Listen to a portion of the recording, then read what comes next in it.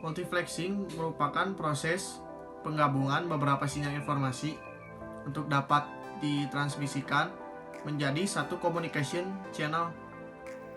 Dalam artian informasinya dimultiplexkan menjadi satu. Multiplexing ini dari beberapa sinyal informasi untuk digabungkan menjadi satu dan dapat ditransmisikan. Ini multiplexing. Dan dapat dikeluarkan menjadi beberapa sinyal kembali. Seperti itu. Pertama, saya akan menjelaskan mengenai FDM atau frekuensi division multiplexing.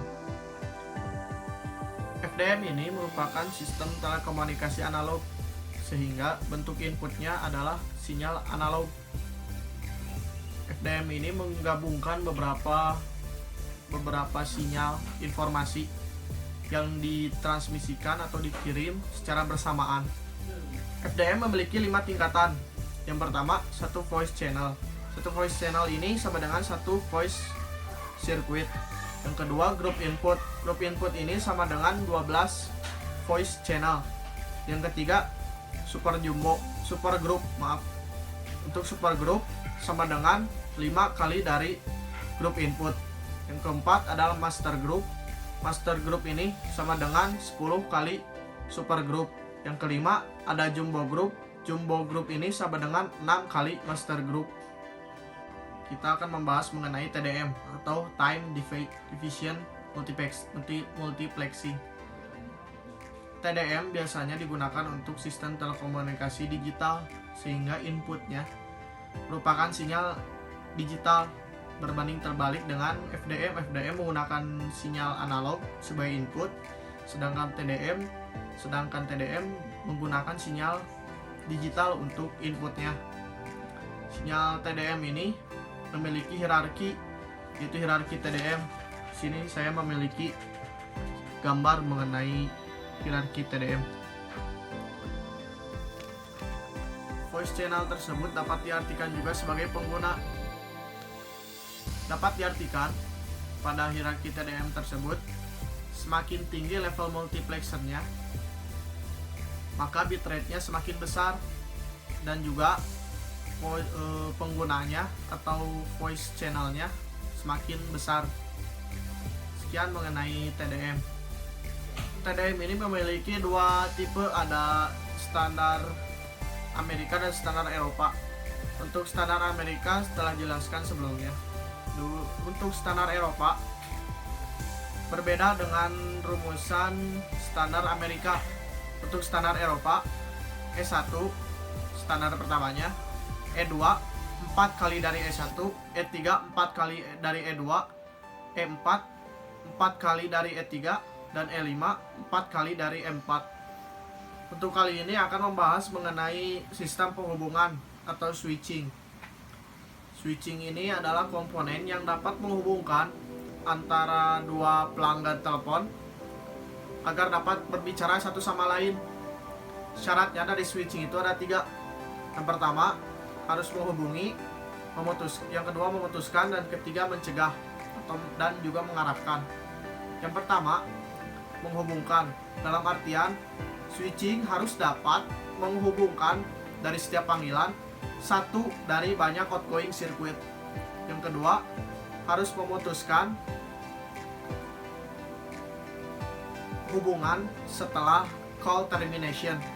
Yang ketiga, mencegah dalam artian harus mencegah pengguna lain menggunakan saluran yang sama dan mengarahkan ke saluran yang lain, dalam artian agar tidak ada penumpangan.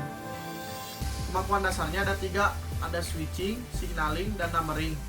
Untuk switching dapat diartikan menghubungkan dua pemakai atau pengguna yang ingin saling berhubungan. Yang kedua, signaling.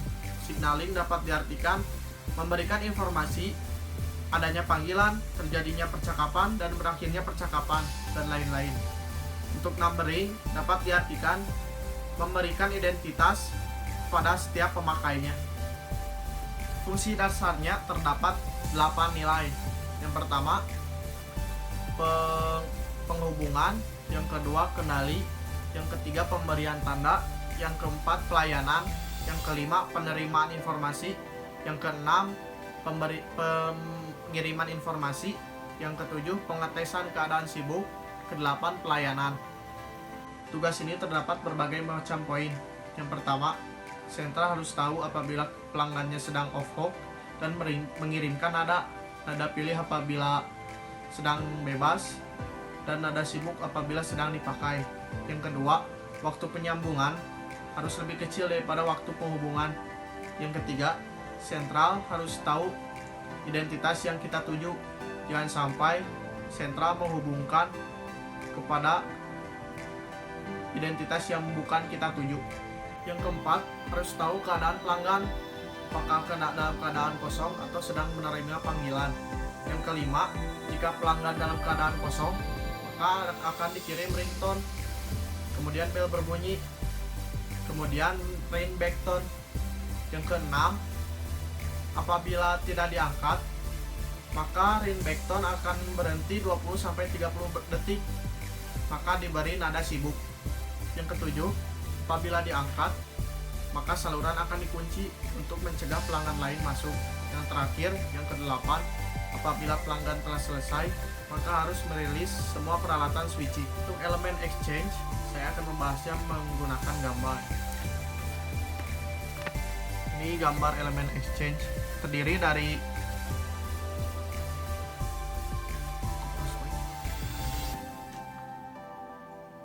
Untuk elemen exchange, saya akan menjelaskannya menggunakan gambar. Ini gambar elemen exchange. Elemen exchange ini terdiri dari cross point matrix, signaling, dan control. Cross point matrix fungsinya menerima permintaan dari pemanggil dan mengecek keadaan dari yang dipanggil. Gunanya signaling adalah menentukan saluran mana yang akan digunakan. Sedangkan kontrol fungsinya adalah menghubungkan pemanggil dan yang dipanggil. Sekarang kita akan membahas mengenai trunking. Proses identifikasi pada proses signaling yang dilakukan oleh pemanggil pada tujuan tertentu nanti akan diterima oleh sentral. Nah, proses identifikasinya itu dilakukan oleh proses trunking pada komponen trunk pada sentral. Trunk ini memiliki 3 jenis. Yang pertama outgoing trunk, yang kedua incoming trunk, yang ketiga bidirect trunk. Untuk yang pertama, outgoing trunk berfungsi untuk memberikan indikasi keadaan kepada grup selektor apakah sedang bebas atau sibuk. Yang kedua adalah incoming trunk, berfungsi untuk mempersiapkan sentral untuk menerima panggilan dan memberikan keadaan kepada sentral yang lain. Yang ketiga, bidirect trunk merupakan gabungan dari incoming trunk dan outgoing trunk. Kita akan membahas evolusi yang di dalamnya terdapat manual switching dan automatic switching. Di mana automatic switching ini di dalamnya ada analog electromechanical switching dan digital electronic switching, di mana teknik pada analog electromechanical switching ada step by step, crossbar, dan command control, dan pada digital electronic switching ada paket switch dan circuit switch. Kita akan membahasnya satu persatu. Pertama, pada manual switching. Fungsi switching itu dilakukan secara manual. Contohnya, saya akan menjelaskannya pada gambar. Ini ada Strauger switch. Strauger step by step ini dilakukan pada sentral telepon yang kapasitasnya kecil. Kemudian ada crossbar. Crossbar switch ini digunakan pada sentral telepon kapasitas yang besar dan tall network. Kemudian ada electronic switching atau SPC. Saya akan menjelaskannya pada gambar juga. Ini gambar SPC. Pada sebelumnya, crossbar dan step by step masih menggunakan elektromekanik. Namun pada SPC, fungsi kontrolnya sudah digital, menggunakan digital. Namun pada switchingnya masih menggunakan elektromekanik. Kemudian untuk circuit switching, informasi dikirim oleh suatu terminal, langsung diterima oleh central switching, kemudian dikirim ke terminal yang dituju. Contohnya adalah telex. Keuntungan dari sirkuit switching ini sangat baik untuk komunikasi real time, namun kelemahannya terdapat delay sebelum terbentuknya hubungan. Untuk message switching, saat dikirimkan informasi tidak disambungkan secara langsung, namun disimpan terlebih dahulu. Pada saat tertentu baru dikirim. Contohnya adalah email. Kelebihannya, pesan dapat atau informasi dapat dikirim walaupun penerima sedang sibuk. Namun apabila kelemahannya terjadi error pada pesan, maka error itu mencakup keseluruhan. Setelah itu ada paket switching. Paket switching ini merupakan suatu paket informasi data yang dibagi menjadi paket berukuran kecil, kemudian diberi label dan dikirim ke tujuan atau ke alamat yang dituju. Dalam paket ini terdapat dua, yaitu data yang dikirimkan dan juga header.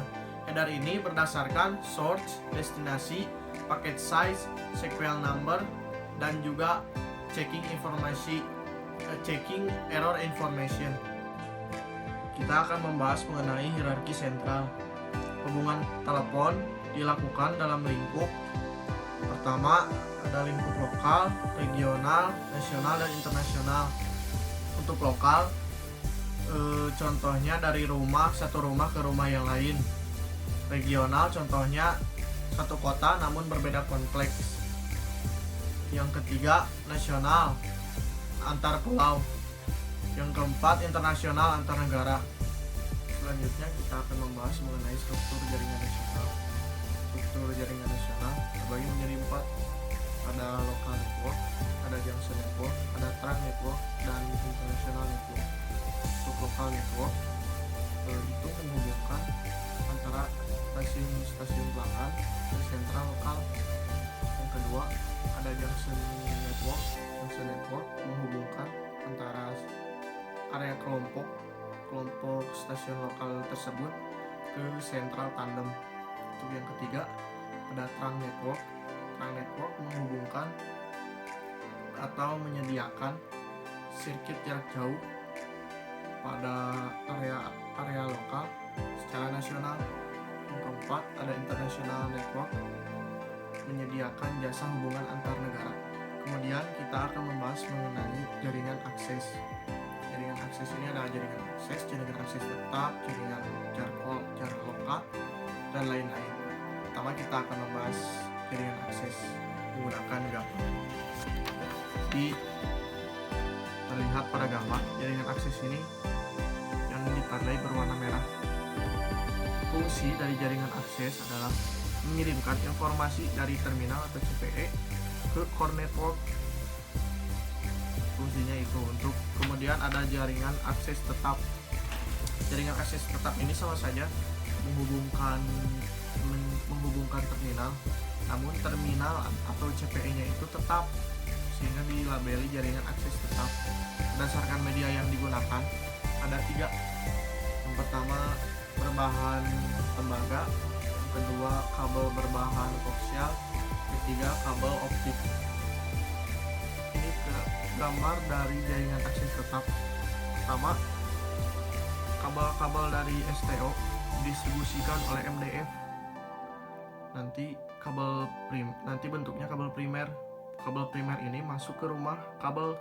Nanti rumah kabel ini memisahkan yang tadinya kabel primer menjadi kabel-kabel sekunder. Dari kabel sekunder masuk ke kotak pembagi.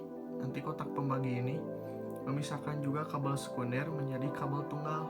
Nanti kabel-kabel tunggal ini masuk ke rumah-rumah. Kemudian ada jar lokat. Jadi jar lokat ini saya jelaskan menggunakan gambar juga. Ini jar lokat.